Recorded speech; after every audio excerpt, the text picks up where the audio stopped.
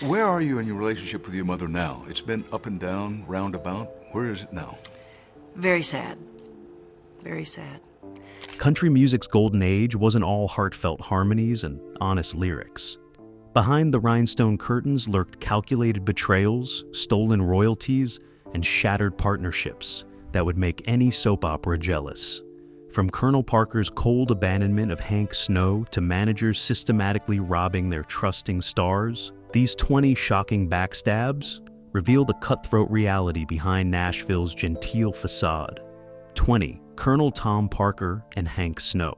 The relationship between Colonel Tom Parker and Hank Snow represents one of country music's most calculated betrayals. Snow, already an established Grand Ole Opry star, partnered with Parker in the early 1950s to form Jamboree Attractions, a management and booking company. The Canadian-born singer trusted Parker implicitly, viewing him as a business partner and friend. When they discovered a young truck driver named Elvis Presley in 1954, Snow was instrumental in giving Elvis early exposure, bringing him on tour and helping launch his career. However, Parker had other plans. As Elvis's star rose meteorically, Parker systematically maneuvered to cut Snow out of any financial stake in Presley's career. Despite their partnership agreement, Parker negotiated exclusive management rights to Elvis for himself, leaving Snow with nothing from the discovery that would change music history. Snow later claimed Parker had promised him a share of Elvis's management, but those promises evaporated as quickly as they were made. The betrayal devastated Snow, both financially and personally. He had introduced Parker to key industry contacts, shared his business infrastructure, and trusted him as a partner. Instead, Parker walked away with the biggest prize in entertainment history, while Snow received nothing. The two men's relationship never recovered, and Snow spoke bitterly about Parker's duplicity for the rest of his life, calling it one of the greatest betrayals he'd ever experienced. 19. Buck Owens and Don Rich's replacement. Don Rich was far more than Buck Owens' lead guitarist. He was his musical soulmate and a best friend, and the essential ingredient in the Bakersfield sound that made them both famous. Rich's talents as a fiddler, guitarist, and harmony vocalist were irreplaceable, and he co-wrote many of Owens' biggest hits. Their chemistry was legendary, and Rich was considered by many to be the true genius behind the Buckaroos' tight, innovative sound. The two men spent nearly every day together for over a decade, building an empire. When Rich lost his life tragically in a motorcycle accident in 1974, the country music world expected Owens to take time to grieve. Instead, within weeks, Owens was back on the road with a new lead guitarist, seemingly moving forward as if Rich had been just another employee. Many band members, friends, and fans felt shocked and hurt by how quickly Owens appeared to replace the irreplaceable. While Owens later admitted he never recovered from Rich's death and that his career never regained its former glory, his immediate actions spoke differently. Former Buckaroos members felt the swift replacement dishonored Rich's memory and contribution. Owens himself acknowledged in later interviews that he handled the situation poorly, essentially going through the motions while emotionally destroyed inside. The perception of betrayal, whether fair or not, haunted Owens' legacy, with many believing he should have honored his friend's memory more thoughtfully before attempting to continue. 18. Porter Wagner and Dolly Parton's bitter split. Porter Wagner gave Dolly Parton her big break in 1967, inviting the unknown songwriter to join his popular television show and tour. For 7 years, they were one of country music's most successful duos, recording hit duets and building Parton's career. Wagner mentored her, featured her prominently, and helped shape her public image. However, as Parton's solo career exploded and her ambitions grew beyond traditional country music, tensions emerged. When Parton decided to leave Wagner's show in 1974 to pursue a crossover career, Wagner felt betrayed. He believed he had created her success and deserved continued loyalty and financial compensation. The split turned ugly, with Wagner suing Parton for breach of contract, demanding $3 million and a share of her future earnings. The lawsuit claimed he was entitled to a percentage of everything she'd earned during their partnership and beyond. The legal battle lasted years and cost both parties significantly in legal fees and emotional turmoil. Parton, devastated by the betrayal of someone she'd considered a mentor and friend, wrote, "I Will Always Love You" about the painful separation. Wagner's actions were seen by many as vindictive and greedy, attempting to control and profit from Parton's talent long after their partnership ended, though they eventually reconciled before Wagner's death in 2007. 17. George Jones and Tammy Wynette's divorce. George Jones and Tammy Wynette were country music's ultimate power couple, their turbulent marriage producing both incredible music and incredible drama. Married in 1969, they became the genre's king and queen, recording classic duets and dominating the charts. However, Jones's alcoholism and increasingly erratic behavior created an impossible situation. Wynette filed for divorce in 1975, but the real backstabbing came in how both parties weaponized their split publicly. Jones felt betrayed when Wynette quickly moved on, marrying real estate developer Michael Tomlin just weeks after their divorce was finalized, then later marrying producer George Ritchie. He believed Ritchie had been involved with Wynette before their divorce, essentially stealing his wife and manipulating her career for personal gain. Jones publicly accused Ritchie of isolating Wynette from old friends and controlling her finances, claims that gained credibility after Wynette's death when irregularities in her estate emerged. Meanwhile, Wynette felt Jones had betrayed their marriage and family through his drinking and unreliability, missing shows and putting their livelihood at risk.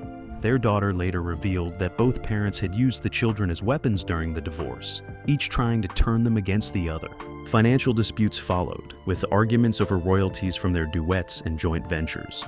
15. The Louvin Brothers' toxic split. Ira and Charlie Louvin created some of the most beautiful harmony singing in country music history. Their brother duet setting standards that influenced everyone from the Everly Brothers to Emmylou Harris. However, behind the angelic harmonies lay a relationship poisoned by jealousy, alcoholism, and mutual resentment. Ira, the older brother, was a brilliant songwriter, but also a violent alcoholic who believed Charlie was trying to steal credit for their success.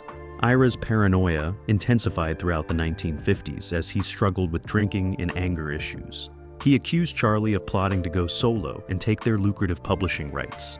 The tensions exploded in 1963 when Charlie finally had enough of Ira's abuse and erratic behavior, dissolving the duo that had made them both famous. Ira felt this was the ultimate betrayal, believing Charlie had abandoned him when he needed support most. Charlie, however, saw it as necessary self-preservation after years of Ira's violence, drinking, and instability that threatened their careers. Ira had assaulted his wives, destroyed property, and created chaos that made continuing impossible. After the split, Ira publicly badmouthed Charlie, claiming his brother had stolen his career and left him destitute. Charlie rarely responded publicly, but privately expressed relief at escaping his brother's toxic influence. When Ira lost his life in a car accident in 1965, the brothers had barely spoken in 2 years. Their relationship destroyed by mutual accusations of betrayal that were never resolved. 14. Webb Pierce's predatory business practices. Webb Pierce was one of country music's biggest stars of the 1950s, with more #1 hits than any artist of that decade. However, his success came partly through systematically exploiting songwriters, musicians, and business partners.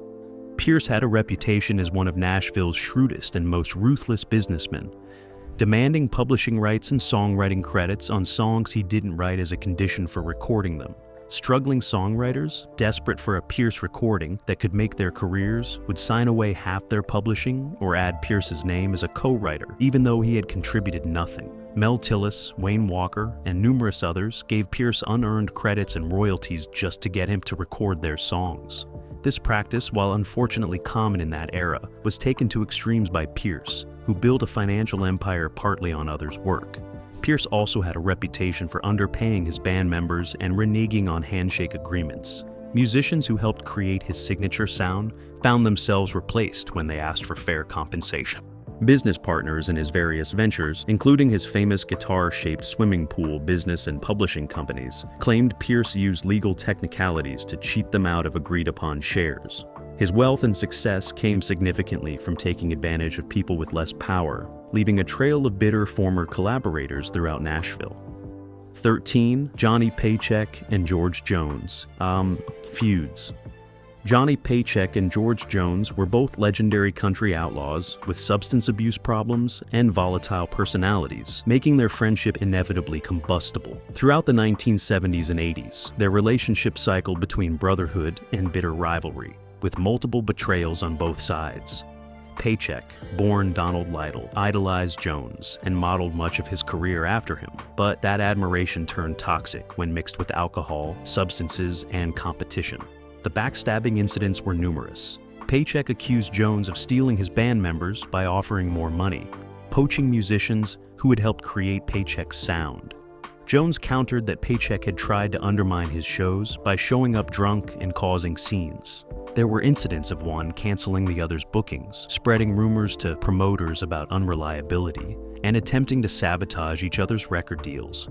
The most serious betrayal came when Paycheck allegedly tried to get Jones's label contract canceled by spreading stories about his drinking being out of control. Ironically, while Paycheck himself was spiraling into cocaine addiction and legal troubles. Jones felt this was hypocritical and unforgivable, especially coming from someone he'd helped early in their career. Financial disputes also arose over joint tour proceeds and shared publishing ventures. 12. Merle Haggard and Bonnie Owens' complicated divorce. Merle Haggard and Bonnie Owens married in 1965, blending personal and professional lives in ways that would later create impossible complications. Bonnie, previously married to Buck Owens, was an accomplished singer who became Haggard's duet partner, backup vocalist, and essential part of his touring show.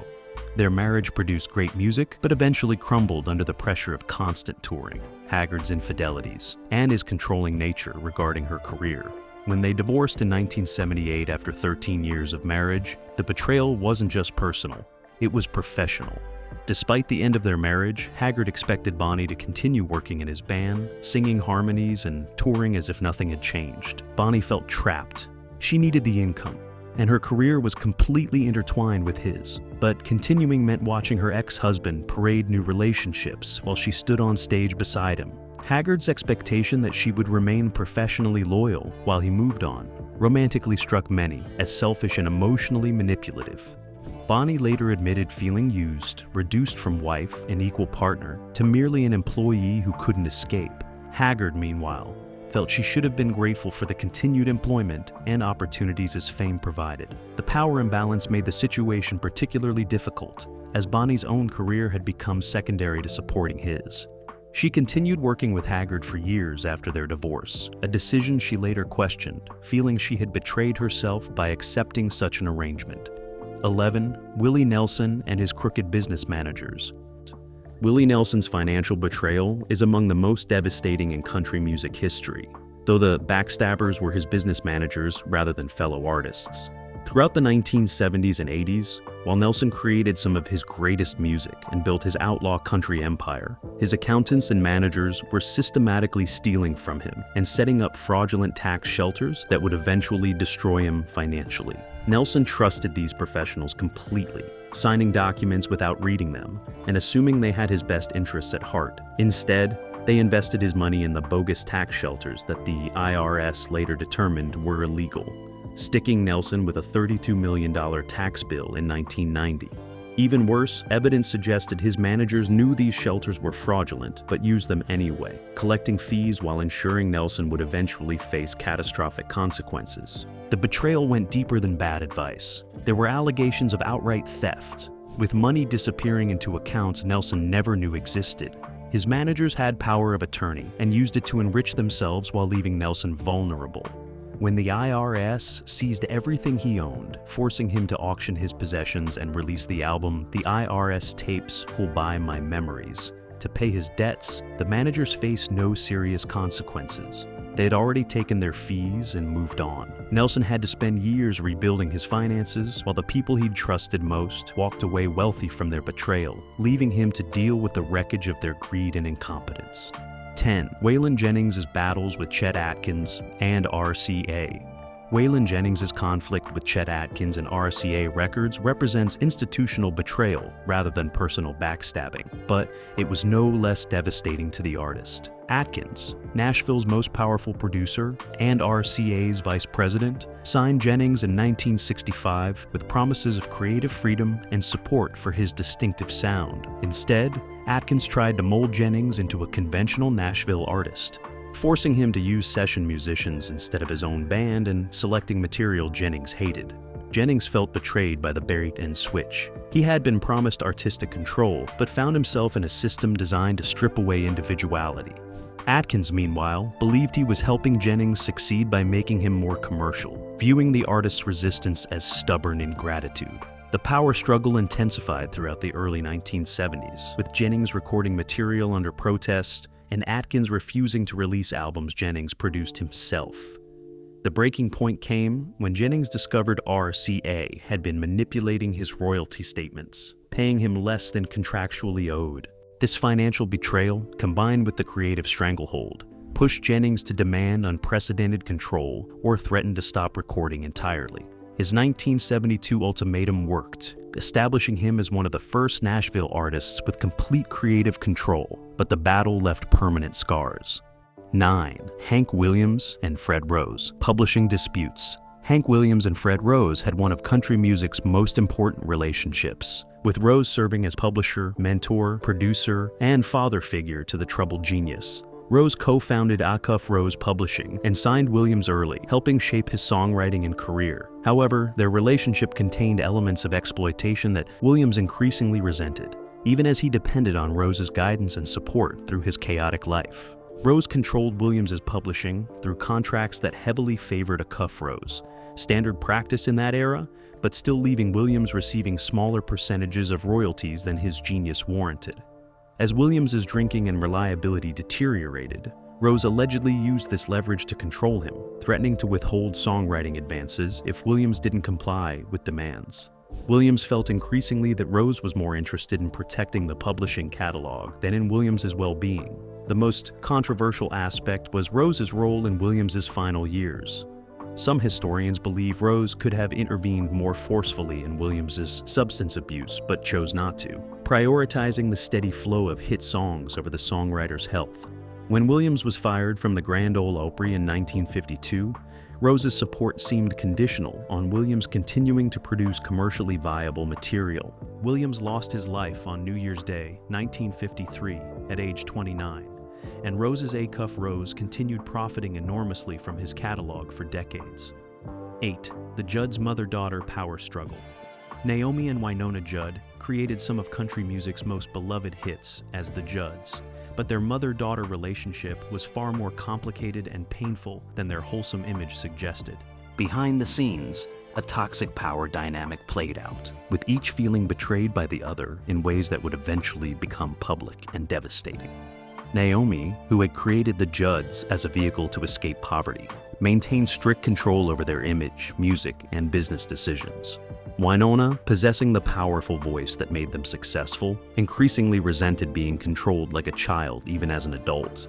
She felt Naomi took credit for their success while treating her as an employee rather than an equal partner. When Naomi announced in 1990 that she was retiring due to hepatitis C, Wynonna felt blindsided and betrayed. The decision was made unilaterally, ending the Judds without consulting her, despite Wynonna's voice being their most valuable asset. Naomi later revealed feeling betrayed by Wynonna's rebellion and resentment, believing her daughter was ungrateful for the opportunities and career Naomi had created. Their relationship deteriorated further over money, with disputes about how Judds' royalties and reunion earnings should be split. Wynonna felt entitled to more, given her vocal contribution. Naomi felt entitled to more, given her role creating and managing the act. 7. Conway Twitty's business partner, Betrayals. Conway Twitty was not only one of country music's most successful artists, but also an ambitious businessman who built Twitty City, an elaborate tourist attraction and entertainment complex in Hendersonville, Tennessee. However, his business ventures became minefields of betrayal by partners who exploited his trust and celebrity for their own enrichment. Twitty invested millions into various business partnerships throughout the 1970s and 80s, many of which ended in lawsuits and bitter recriminations. Twitty City itself became a source of betrayal when business partners who had helped develop the property allegedly diverted funds meant for improvements into their own pockets. Twitty discovered financial irregularities, suggesting he was being systematically robbed by people he'd trusted to manage the complex. Construction contractors overcharged, vendors provided kickbacks to managers instead of passing savings to Twitty, and accountants allegedly created shell companies to hide theft. Additional betrayals came from partners in his music and publishing ventures, restaurant investments, and real estate developments. Twitty's trusting nature and focus on his music career left him vulnerable to sophisticated financial manipulation. By the time many schemes were discovered, the damage was done, and recovery was impossible. Several former partners filed countersuits when confronted, claiming Twitty owed them money, turning his attempts to recover stolen funds into expensive legal quagmires. When Twitty lost his life suddenly in 1993, his estate was encumbered with debts from failed business ventures, many caused by partners who'd betrayed his trust. His children spent years untangling the financial mess created by people who had exploited their father's good nature. 8. Johnny Cash and Vivian Liberto's painful divorce. Johnny Cash's first wife, Vivian Liberto, felt profoundly betrayed when their marriage collapsed under the weight of Cash's addiction, infidelity, and abandonment. They married in 1954 when Cash was unknown, and Vivian supported him through years of struggle, raising 4 daughters largely alone while Cash toured constantly. As his career exploded in the late 1950s and early 60s, Cash's amphetamine addiction spiraled out of control, transforming him into someone Vivian no longer recognized. The real betrayal came with June Carter. Vivian watched Cash's relationship with Carter develop publicly while he was still married, with the two performing together, touring together, and clearly involved romantically. Cash made little effort to hide the affair, and the country music establishment seemed to embrace Carter while treating Vivian as an inconvenient obstacle. When Vivian filed for divorce in 1966, citing Cash's drug abuse and abandonment, she became vilified by some Cash fans as the woman who couldn't handle him. Cash's behavior during and after the divorce compounded the betrayal. He rarely visited their daughters, provided minimal financial support despite his wealth, and quickly married Carter in 1968. Vivian spent decades in bitterness, feeling Cash had abandoned their family for fame and another woman. 7. Graham Parsons abandons the Byrds. Graham Parsons joined the Byrds in 1968, convincing the band to embrace country music and helping create the landmark album Sweetheart of the Rodeo. However, just as the album was released and a major tour was beginning, Parsons suddenly quit, refusing to join the band's scheduled tour of South Africa. He claimed moral objections to performing in apartheid South Africa, but his bandmates felt betrayed by the timing and suspected his real motivations were different. The Byrds had just reinvented themselves around Parsons' country rock vision, with Chris Hillman and Roger McGuinn committing to this new direction largely because of Parsons' passion and vision. His sudden departure left them scrambling to replace him and salvage the tour. Many suspected Parsons' objection to South Africa was convenient cover for his real desire to pursue other projects, particularly his growing friendship with Keith Richards and interest in forming his own band. Hillman, who had become close friends with Parsons and championed him within the band, felt personally betrayed. The betrayal was compounded when Parsons quickly formed the Flying Burrito Brothers, essentially taking the country rock concept he had developed with the Byrds and using it for his own competing project. When Parsons lost his life in 1973, his relationship with former Byrds members had never fully recovered from what they saw as his selfish abandonment of the band when they needed him most. 6. George Jones's pattern of manager betrayals. George Jones endured more betrayals by managers and business partners than perhaps any country artist, a pattern repeating throughout his 50-year career. His alcoholism, addiction, and trusting nature made him vulnerable to exploitation by people who saw him as a cash cow rather than a human being. Managers would promise to handle his business affairs while Jones focused on music, then systematically steal from him, manipulate contracts, and abandon him when legal problems emerged. Shug Baggett, one of Jones's early managers, allegedly diverted tour proceeds into personal accounts and signed Jones to publishing deals that heavily favored Baggett's companies. When Jones discovered the theft and tried to break their contract, Baggett sued for future earnings, tying Jones up in expensive litigation. This pattern repeated with other managers throughout the 1960s and 70s. The most devastating betrayal came from managers who enabled Jones's addictions to maintain control. They'd provide alcohol and substances to keep him dependent and compliant, knowing a sober Jones might examine the books too closely. They'd book him for shows he was too intoxicated to perform, collect the deposits, then disappear when venues demanded refunds. When Jones finally got sober in the 1980s with Nancy Sepulveda's help, the extent of decades of financial betrayal became clear. He'd earned millions, but had almost nothing to show for it. 5. Patsy Cline and Randy Hughes tensions. Randy Hughes managed Patsy Cline during the final years of her career, and while their relationship was generally productive, tensions emerged that suggested potential betrayal had Cline lived longer. Hughes, who was married to Cline's close friend Kathy Kopis, had significant control over Cline's bookings, finances, and career decisions. As Cline's star rose following hits like Crazy and I Fall to Pieces, she began questioning whether Hughes was maximizing her opportunities or prioritizing his other clients and personal interests. Cline had started making noises about finding new management, feeling Hughes wasn't aggressive enough in pursuing television opportunities and movie deals that could take her beyond country music's limitations. She suspected he preferred keeping her on the grueling touring circuit, where his booking percentages were guaranteed, rather than pursuing riskier career expansion that might reduce his control. The tragic irony is that Hughes was piloting the plane that crashed on March 5, 1963, ending himself, Cline, Hawkshaw Hawkins, and Cowboy Kopis. Some investigators suggested Hughes's decision to fly in dangerous weather, rather than wait or find alternative transportation, might have been financially motivated, getting everyone to their next booking rather than losing money on cancellations.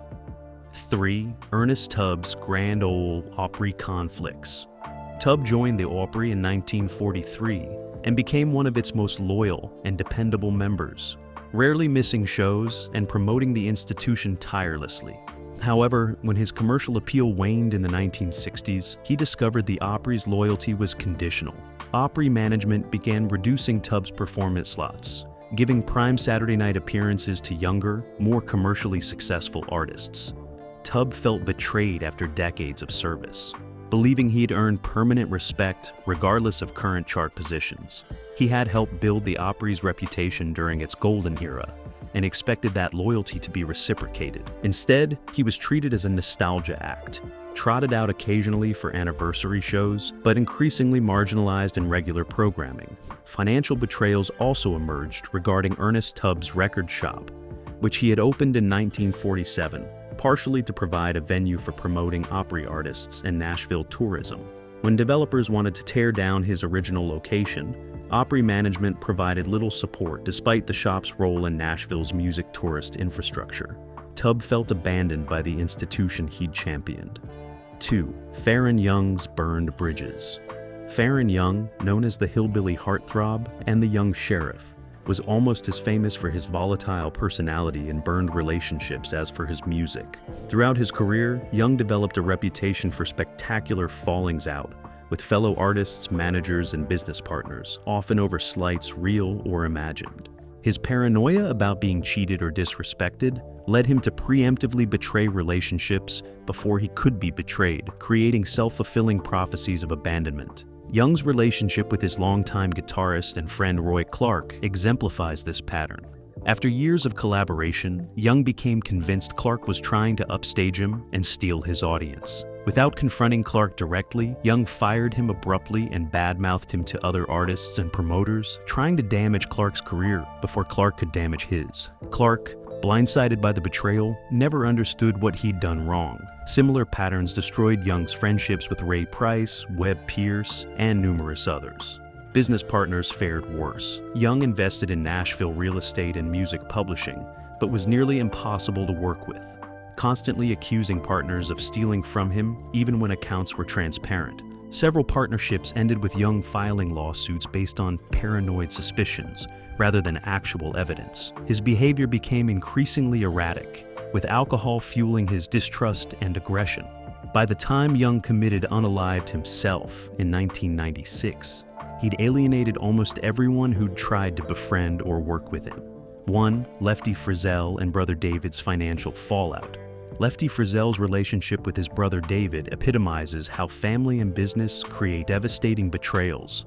David Frizzell managed his older brother's career during the 1950s, when Lefty was one of country music's biggest stars with hits like If You've Got the Money, I've Got the Time, and Long Black Veil.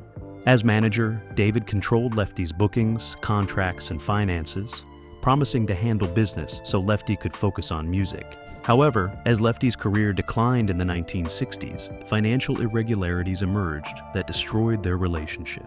Lefty discovered David had been taking far larger percentages of earnings than agreed upon, and money that should have been saved for taxes and future security had disappeared. David claimed these were legitimate management fees and expenses, but Lefty felt robbed by the one person he should have been able to trust completely. The betrayal was particularly painful because it was fraternal. David wasn't just a business manager, but Lefty's brother, someone who'd grown up with him and supposedly loved him. The conflict destroyed their family relationship and contributed to Lefty's drinking and depression in his final years.